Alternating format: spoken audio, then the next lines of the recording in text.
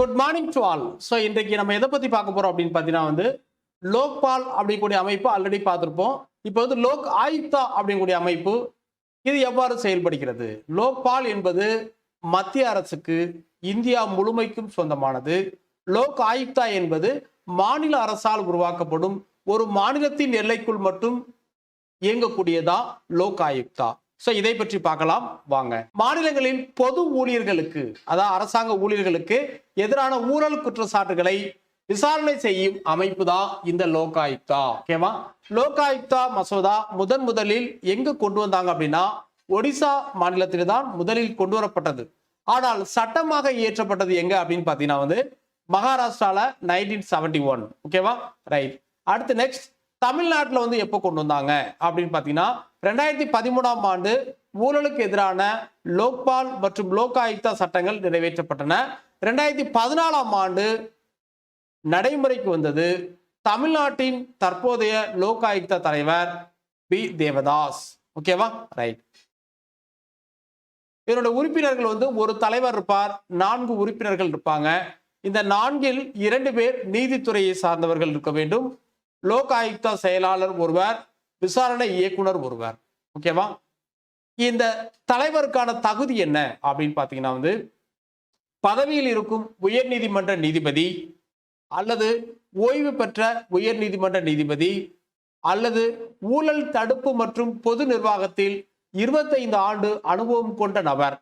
So இவற்றில் ஏதாவது ஒன்று இருக்கலாம். ஸோ இங்கே தான் லூப் கோல்ஸ், அதாவது ஊழல் தடுப்பு மற்றும் பொது நிர்வாகம் அப்படின்னா இவங்களுக்கு தேவைப்பட்டவர்களை நியமித்துக் கொள்ளலாம். ஸோ இந்த மாதிரியான சூழல் தான் தவறாக வழிகாட்டும். சரியா? தென் தேர்வு குழு. ஸோ இவங்களை தேர்ந்தெடுக்கக்கூடிய தேர்வு குழுல யார் யாரெல்லாம் இருப்பாங்க இந்த தலைவரை அப்படின்னு பார்த்தீங்கன்னா முதலமைச்சர், அங்க இருக்கிறதே மாதிரி தான் மத்தியில் இருக்கிற மாதிரி அங்க பிரதமர் இருப்பார்ல, அதே போன்று முதலமைச்சர், சட்டமன்ற சபாநாயகர், அங்க ஸ்பீக்கர் இருக்கிறாரு, இங்க சபாநாயகர், தென் எதிர்கட்சி தலைவர், தென் தலைவர் மற்றும் உறுப்பினர்களை நியமிப்பது ஆளுநர். அங்க பிரசிடென்ட் பண்ணுவாரு, இங்க ஆளுநர் பண்ணுவார். இதற்கான பதவி காலம் 5 ஆண்டுகள். லோக் ஆயுக்தா யாரையெல்லாம் விசாரிக்கலாம் அப்படின்னு பார்த்தீங்கன்னா இந்நாள் முன்னாள் முதலமைச்சர், தென் இந்நாள் முன்னாள் அமைச்சர்கள், தென் இந்நாள் முன்னாள் சட்டமன்ற உறுப்பினர்கள், மாநில அரசு ஊழியர்கள், அரசால் நிர்வகிக்கப்படும் அனைத்து நிறுவனங்கள், ஊழலுக்கு துணை போகும் நபர்களையும் விசாரிக்கலாம். ஓகேவா? தென் அதிகாரங்கள், இதற்கு என்னென்ன அதிகாரங்கள் கொடுத்திருக்காங்க அப்படின்னு பார்த்தீங்கன்னா எந்த விசாரணையும் தொடங்கும் முன் யாரிடமும் முன் அனுமதி பெற தேவையில்லை. தென் விசாரணையின் தேவைக்கேற்ப மாநில அரசின் எந்த அலுவலரையும் பயன்படுத்திக் கொள்ளலாம். விசாரணை தேவைப்பட்டால் மாநில அரசின் எந்த அலுவலரையும் பயன்படுத்திக் கொள்ளலாம். யாரை வேண்டுமானாலும் நேரில் வரவழைத்து விசாரிக்கலாம். எந்த ஆவணத்தையும் கொடுக்கும்படி அரசிடம் கோரலாம். அப்போ கிட்டத்தட்ட எல்லா விதமான அதிகாரமும் இதற்கு வழங்கப்படுகிறது. ஓகேவா?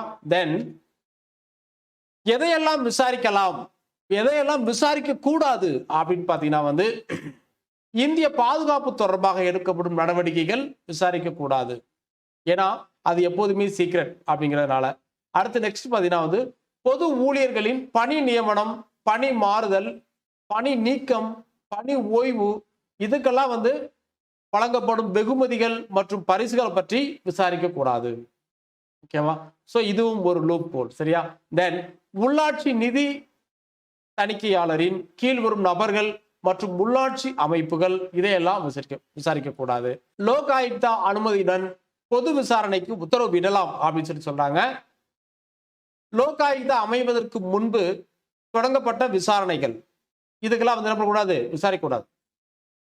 அதாவது லோக் ஆயுக்தா அனுமதியுடன் பொது விசாரணைக்கு உத்தரவிடப்பட்ட விஷயங்கள், ஸோ அதை விசாரிக்க முடியாது.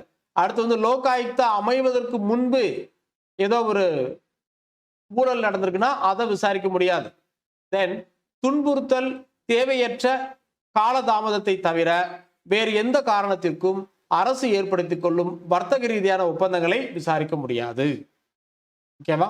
தென் புகார்களை விசாரிக்கும் முறை எப்படி விசாரிக்கணும் அப்படின்னு பார்த்தீங்கன்னா புகார்களை விசாரணை செய்ய லோக் ஆயுக்தாவிற்கு தனி விசாரணை பிரிவு ஏற்படுத்தப்படும். ஒரு பிரிவு ஏற்படுத்தி அவங்களே விசாரிக்கலாம்.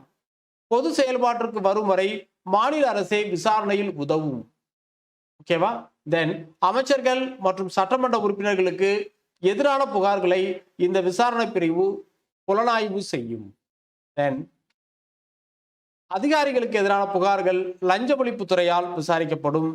விசாரணை நடக்கும் போது குற்றம் சாட்டப்பட்ட அரசு ஊழியரை பணியிடம் நீக்கம் செய்ய அதிகாரிக்கு பரிந்துரை செய்யலாம். விசாரணையின் போது முதலமைச்சர், அமைச்சர்கள், சட்டமன்ற உறுப்பினர்களை பணியிடை நீக்கம் செய்ய முடியாது. விசாரணையின் போது, ஓகேவா? ஏன்னா அப்போதைக்கு விசாரணையில் இருக்காங்க, அதனால என்ன பண்ண முடியாது, அவங்கள பணியிடை நீக்கம் செய்ய முடியாது. விசாரணை முடிந்த பின் நடப்பது என்ன அப்படின்னு பாத்தீங்கன்னா விசாரணை பிரிவு அல்லது லஞ்ச ஒழிப்புத்துறை தன் விரிவான அறிக்கையை லோக் ஆயுக்தாவிடம் சமர்ப்பிக்கும். அந்த அறிக்கையை ஆராய்ந்து புகார் சரியானதா இல்லையா என லோக் ஆயுக்தா உறுப்பினர்கள் தீர்மானிப்பார்கள். புகாருக்கு உள்ளானவரும் தன் வாதங்களை வைக்க வாய்ப்பு வழங்கப்படும். சப்போஸ் தவறாக விசாரிக்கப்பட்டால் அவர் என்ன பண்ணலாம், அவருடைய வாதங்களை வைக்கலாம்.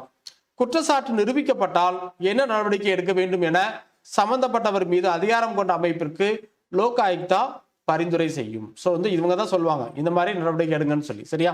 தென் புகார் பொய் என்று நிரூபிக்கப்பட்டால் சும்மா என்ன பண்ண முடியாது, பொய்யான புகார் கொடுக்க முடியாது. அப்படி கொடுத்தா 1 ஆண்டு சிறை மற்றும் 1 லட்சம் அபராதம் விதிக்கலாம். போலி புகார் அளித்தவர் பாதிக்கப்பட்ட பொது ஊழியருக்கு இழப்பீடு வழங்கவும் வேண்டும். ஓகேவா? தென் சரியா? ரைட். நீதிபதிகளை லோக்பால் நீக்கம் செய்யும் முறையில் உறுப்பினர்களை நீக்கம் செய்வார். மீண்டும் நீதிபதிகள் லோக் ஆயுக்தா செய்வாங்க அப்படின்னு பாத்தீங்கன்னா 45 சட்டமன்ற உறுப்பினர்கள் சப்போஸ் இந்த லோக் ஆயுக்தாலே ஊழல் நடக்குதுன்னு வச்சுங்க, வேலையே பயிர மேயுதுன்னு வச்சுங்க.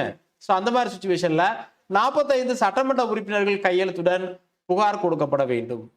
ஆளுநர் உத்தரவின் பேரில் புகாரை உயர்நீதிமன்றம் விசாரிக்கும். நிரூபிக்கப்பட்டால் பணி நீக்க ஆணையை ஆளுநர் வெளியிடுவார். சரியா? தென் இது இம்பீச் பண்றது மாதிரி. ஸோ இதான் லோக் ஆயுக்தாக்கான ஒரு ஷார்ட் வீடியோஸ். ஓகேவா? ஸோ இதை வச்சு நீங்க என்ன பண்ணிக்கலாம், ஓரளவுக்கு புரிந்து கொள்ளலாம் லோக் ஆயுக்தானா என்னன்னு சொல்லி. மேலும் சில வீடியோக்களை அடுத்தடுத்த வகுப்பில் பார்க்கலாம். தேங்க்யூ.